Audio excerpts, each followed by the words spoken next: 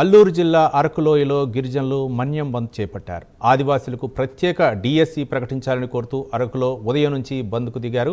బంద్ నేపథ్యంలో జిల్లాలో ఎక్కడికక్కడ వాహనాలు నిలిచిపోయాయి. డిఎస్సి ప్రకటనలో ఆదివాసీలకు తీవ్రంగా అన్యాయం జరిగిందని ఆదివాసీ నాయకులు ఆరోపించారు. గిరిజన ఆదివాసీలకు స్పెషల్ డిఎస్సి ప్రకటించాలని, లేకపోతే పెద్ద ఎత్తున పోరాటం చేస్తామని హెచ్చరించారు.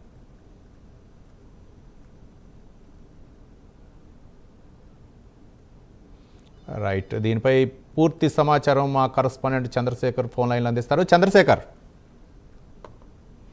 రవి, ఏదైతే అల్లూరు జిల్లాకు సంబంధించినటువంటి మన్యం ప్రాంతంలో గిరిజనులంతా కూడా ఈ రోజు అయితే బంద్కు పిలుపునిచ్చినటువంటి పరిస్థితి కనిపిస్తుంది. ఈ నేపథ్యంలో పూర్తిగా అల్లూరు జిల్లాకు సంబంధించినటువంటి హుకుంపేట, పాడేరు, చింతపల్లి, అరకులోయ ఈ ప్రాంతాలన్నింటిలోని ఈ రోజైతే ఆ బంద్ పాటిస్తున్నటువంటి పరిస్థితి కనిపిస్తుంది. ఈ నేపథ్యంలో పూర్తిగా కూడా అక్కడ రహదారులంతా కూడా ఆ వాహనాలతో స్తంభించిపోయినటువంటి పరిస్థితి కనిపిస్తుంది. ప్రధానంగా చూసుకుంటే ఏదైతే ఇటీవల రాష్ట్ర ముఖ్యమంత్రి జన్మదినోత్సవ వేడుకల్లో సందర్భంగా ఏదైతే ఆ మెగా డిఎస్సీ అయితే ఏదైతే ప్రకటించారో ఈ మెగా డిఎస్సీలో మన్యం జిల్లాకు సంబంధించినటువంటి ఆదివాసీలకు పూర్తిగా అన్యాయం జరిగిందంటూ కూడా గిరిజన పుత్రులు అలాగే గిరిజన సంఘాల నాయకులంతా కూడా ఈ రోజు అయితే బంద్కు పిలుపునిచ్చారు. ఈ నేపథ్యంలో పూర్తిగా అయితే అక్కడ బంద్ పాటిస్తున్న పరిస్థితి కనిపిస్తుంది. ప్రధానంగా చూసుకుంటే ఏదైతే డిఎస్సీ ప్రకటించారో ఆ డిఎస్సీని స్పెషల్ డిఎస్సీగా ప్రకటించాలంటూ కూడా వారంతా కూడా డిమాండ్ చేస్తున్నారు. జీవో నెంబర్ 3ను కూడా రద్దు చేయాలి, అలాగే దీనికి సంబంధించినటువంటి అంశాలన్నింటినీ కూడా రాష్ట్ర ప్రభుత్వం పరిగణలోకి తీసుకోవాలంటూ కూడా చెప్పిన పరిస్థితి కనిపిస్తుంది. అలాగే ఏదైతే పాఠశాలలో ఉన్నటువంటి ఉపాధ్యాయ భర్తీలు ఏవైతే ఉన్నాయో ఉపాధ్యాయ భర్తీలు పూర్తిగా కూడా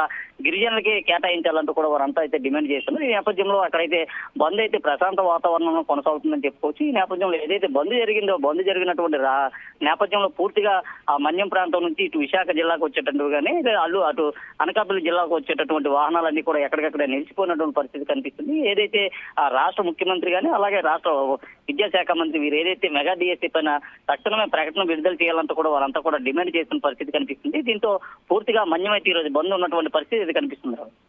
రైట్, అంటే వాహనాలు రాకపోకలు అవ్వచ్చు, లేకపోతే ప్రజానికానికి ఎలాంటి ఇబ్బందులు ఎదుర్కొంటున్నారు Chandrasekhar?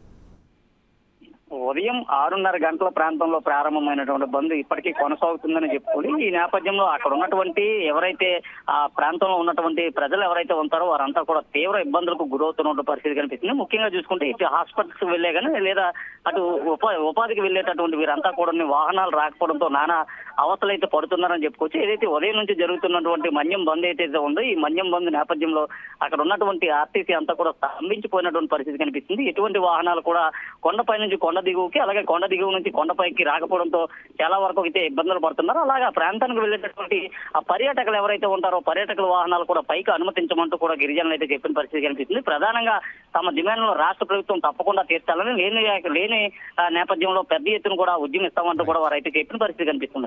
Right, thank you Chandrasekhar.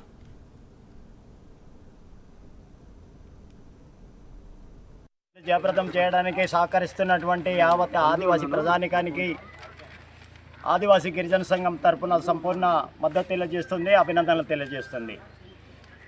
ఈరోజు జరుగుతున్నటువంటి రాష్ట్ర వ్యాప్తంగా బంద్ యొక్క ముఖ్య ఉద్దేశం గిరిజన ప్రాంతంలో ఉన్నటువంటి గిరిజనులకి ప్రత్యేక డిఎస్సి నోటిఫికేషన్ విడుదల చేయాలని డిమాండ్తో ఈ బంద్ కొనసాగుతుంది. చంద్రబాబు నాయుడు గారు ఇచ్చినటువంటి హామీని జీవో నెంబర్ 3ని రద్దయింది. తనకు బదులుగా కొత్త జీవో తీసుకువస్తామని చెప్పి గిరిజనులకు హామీ ఇచ్చి ఉన్నారు. మరి కేంద్ర రాష్ట్ర ప్రభుత్వాలు భారతదేశంలో కానీ రాష్ట్రంలో కానీ రాజ్యాంగములో ఉన్నటువంటి అన్ని చట్టాలు రాజ్యాంగములో ఉన్నటువంటి అన్ని షెడ్యూల్ని అమలు చేస్తుంది. కానీ ఆదివాసులకు ఉండేటటువంటి ఏ చట్టాన్ని కూడా ఈ 75 సంవత్సరాల స్వతంత్ర భారతదేశంలో అమలు చేయటం లేదు. రాజ్యాంగములో ఉన్నటువంటి ప్రతి చట్టము కూడా అది అమలు చేయాలి, కానీ ఈ చట్టాలు అమలు చేయటం లేదు. అయితే ఇటీవల కాలంలో ఆదివాసీ ప్రజలకు ఆదివాసీ నిరుద్యోగ యువతకు ఉపాధిని కల్పించేటటువంటి జీవోఎంఎస్ నెంబర్ 3ని సుప్రీంకోర్టు దాన్ని రద్దు చేసింది. సుప్రీంకోర్టు ఒక చట్టాన్ని ఒక జీవోని రద్దు చేసినప్పుడు ప్రభుత్వాలు జీవో ఇస్తుంది, ఆ జీవోని పునరుద్ధరించవలసినటువంటి బాధ్యత కూడా ప్రభుత్వానిదే.